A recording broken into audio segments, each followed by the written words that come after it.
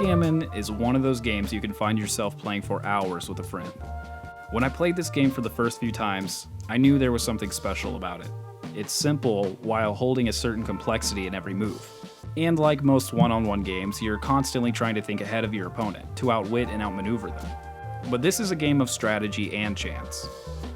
The setup is pretty straightforward. Each player has a pair of dice, 15 checkers, with 24 points to move across the board, back to your home. If you get all the checkers back to your home, you can begin rolling your dice to move them off the board. The first person to do this wins. There's a few tricks to know about the checkers and dice though.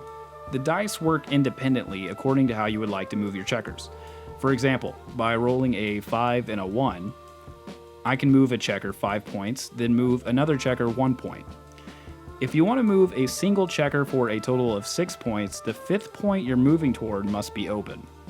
If your opponent has 2 or more checkers on that point, it is not open. If your opponent has only 1 checker guarding a point, you can jump them. Or they can jump you. If that happens, your checker is sent to the center, or the bar, where it will sit until you can successfully roll out. You also have the chance of rolling a double, which makes things very interesting. When rolling a double, you can move your checkers the number shown on the dice 4 times instead of just 2 times. So, rolling 2 ones. Instead of moving my checkers 1 space 2 times, I can move them 1 space 4 times. This is what makes rolling doubles an absolute game changer.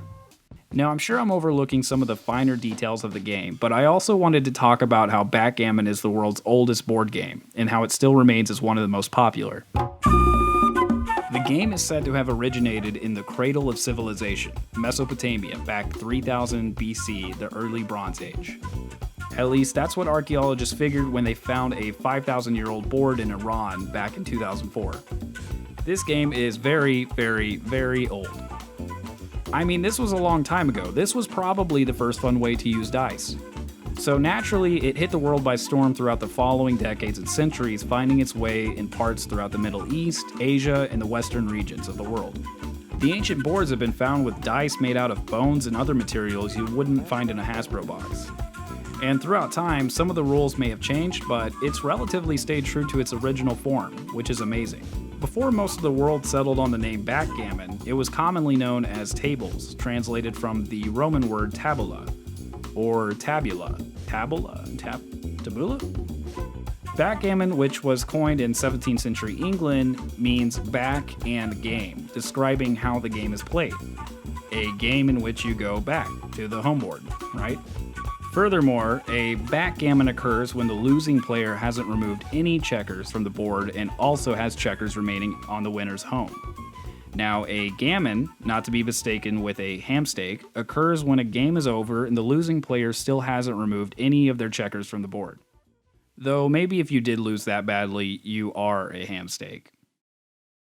From its origins, it's transcended through cultures, countries, continents, and centuries to end up right here on this table.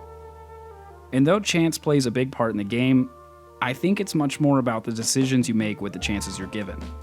That being said, it's no wonder that this game is still played today. And side note, it's a lot more fun when you're winning. So next time you and a friend decide to drink some coffee and throw some bones over a board, remember that it's more than a game. It's backgammon.